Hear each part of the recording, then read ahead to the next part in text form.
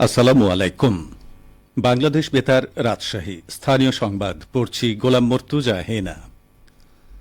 জুলাই শহীদ দিবস, জুলাই গণ অভ্যুত্থান দিবস ও জুলাই পুনর্জাগরণ উপলক্ষে রাজশাহীতে রক্তদান কর্মসূচি ও ফ্রি মেডিকেল ক্যাম্প অনুষ্ঠিত হয়েছে। আজ সকালে রাজশাহী সিভিল সার্জনের উদ্যোগে হাজী মোহাম্মদ মহসিন সরকারি উচ্চ বিদ্যালয়ে এ ক্যাম্প অনুষ্ঠিত হয়। অনুষ্ঠানে প্রধান অতিথি হিসেবে কর্মসূচির উদ্বোধন করেন রাজশাহী বিভাগীয় স্বাস্থ্য পরিচালক ডাক্তার মোহাম্মদ হাবিবুর রহমান। এ সময় উপস্থিত ছিলেন রাজশাহী সিভিল সার্জন ডাক্তার SI রাজিউল করিম। এই আয়োজনে রাজশাহীর বিভিন্ন স্কুলের কয়েকশো শিক্ষার্থী সহ অসহায় সাধারণ মানুষ সেবা গ্রহণ করে।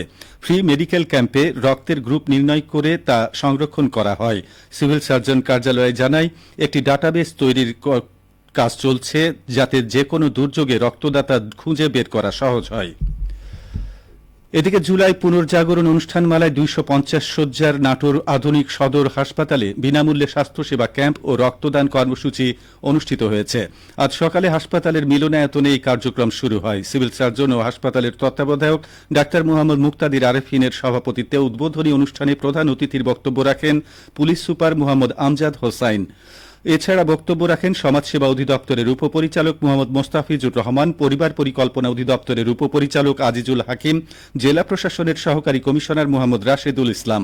সিভিল সার্জন জানান, দিনব্যাপী পরিচালিত বিনামূল্যে স্বাস্থ্যসেবা ক্যাম্পে বিশেষজ্ঞ চিকিৎসকের পরামর্শ ছাড়াও প্যাথোলজি পরীক্ষা এবং ওষুধ প্রদান করা হয়। সংগৃহীত রক্ত প্রয়োজনে মাইলস্টোন স্কুল অ্যান্ড কলেজে বিমান বিধ্বস্তের ঘটনায় আহতদের জন্য প্রেরণ করা হবে।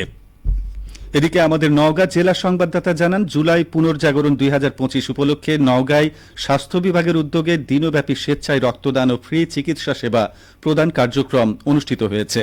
আজ সকালে 250 শয্যা জেনারেল হাসপাতালে আয়োজিত কর্মসূচির উদ্বোধন করেন নওগাঁ মেডিকেল কলেজের অধ্যক্ষ অধ্যাপক মুক্তার হোসেন। কর্মসূচিতে মুমূর্ষু রোগীর জন্য রক্ত সংগ্রহ, বিনামূল্যে রক্তের গ্রুপ পরীক্ষা ও রক্তদাতার ডাটাবেস তৈরির কাজ করা হয়। এছাড়া বিনামূল্যে সর্বসাধারণকে চিকিৎসা সেবা ও ওষুধ প্রদান করা হয়। কর্মসূচি উদ্বোধনকালে নওগাঁ জেনারেল হাসপাতালের তত্ত্বাবধায়ক doctor Zahid Nazrul Islam, civil surgeon doctor Nazrul Islam, Naogaon general হাসপাতালের আবাসিক চিকিৎসক ডাক্তার আবুজার গাফফার ও ছাত্র প্রতিনিধিগণ উপস্থিত ছিলেন।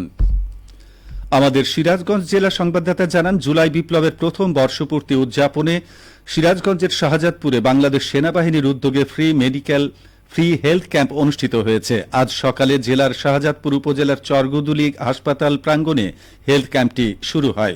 বাংলাদেশ সেনাবাহিনীর 11 পদাতিক ডিভিশনের তত্ত্বাবধানে আয়োজিত ফ্রি মেডিকেল ক্যাম্পে স্থানীয় 2000 জন জনসাধারণকে বিনামূল্যে চিকিৎসা সেবা প্রদান সহ ওষুধ বিতরণ করা হয়। মেডিসিন, প্রসূতি রোগ, দন্ত এবং নাক কান গলা বিশেষজ্ঞ চিকিৎসকেরা এই এলাকার গরিব দুস্থ জনসাধারণের মাঝে চিকিৎসা সেবা প্রদান করেন। বিশ্ব হেপাটাইটিস দিবস আজ। বিশ্বের অন্যান্য দেশের মতো বাংলাদেশেও দিবসটি পালিত হচ্ছে। দেশে হেপাটাইটিসে আক্রান্ত প্রায় 1 কোটি মানুষ। এর মধ্যে হেপাটাইটিস বিতে আক্রান্ত রোগীর সংখ্যা প্রায় 10 লাখ। বিশ্বব্যাপী লিভার ক্যান্সারের প্রধান কারণ হেপাটাইটিস বি ও সি। বিশ্বে প্রতি সেকেন্ডে এই রোগে আক্রান্ত একজনের মৃত্যু হয়। হেপাটাইটিস একটি প্রাণঘাতী রোগ। বিশেষ করে বি ও সি ভাইরাসের চিকিৎসা অত্যন্ত ব্যয়বহুল। এই রোগ পানীয় খাবারের মাধ্যমে ছড়ায়। রাজশাহী প্রকৌশল ও প্রযুক্তি বিশ্ববিদ্যালয়ের রুয়েটে গত 30 জুন প্রকাশিত নিয়োগ বিজ্ঞপ্তিতে আবেদনের সময়সীমা 27 জুলাই 2025 থেকে বাড়িয়ে আগামী 3রা আগস্ট 2025 পর্যন্ত করা হয়েছে। গতকাল রুয়েটের ভারপ্রাপ্ত রেজিস্ট্রার আরিফ আহমদ চৌধুরী স্বাক্ষরিত এক বিজ্ঞপ্তিতে এই তথ্য জানানো হয়। বিজ্ঞপ্তিতে বলা হয়, গত 30 জুন 2025 তারিখের জারিকৃত নিয়োগ বিজ্ঞপ্তিতে আবেদনের সময়সীমা অনিবার্য কারণবশত 27 জুলাই 2025 বিকেল 5টার পরিবর্তে আগামী 3রা আগস্ট 2025 বিকেল 5টা পর্যন্ত বৃদ্ধি করা হয়েছে। তবে নিয়োগ বিজ্ঞপ্তির অন্যান্য শর্তাবলী অপরিবর্তিত থাকবে। সবশেষে আবহাওয়া। আজ রাজশাহীতে সর্বোচ্চ তাপমাত্রা ছিল 32.5 ডিগ্রি এবং সর্বনিম্ন 26.8 ডিগ্রি সেলসিয়াস।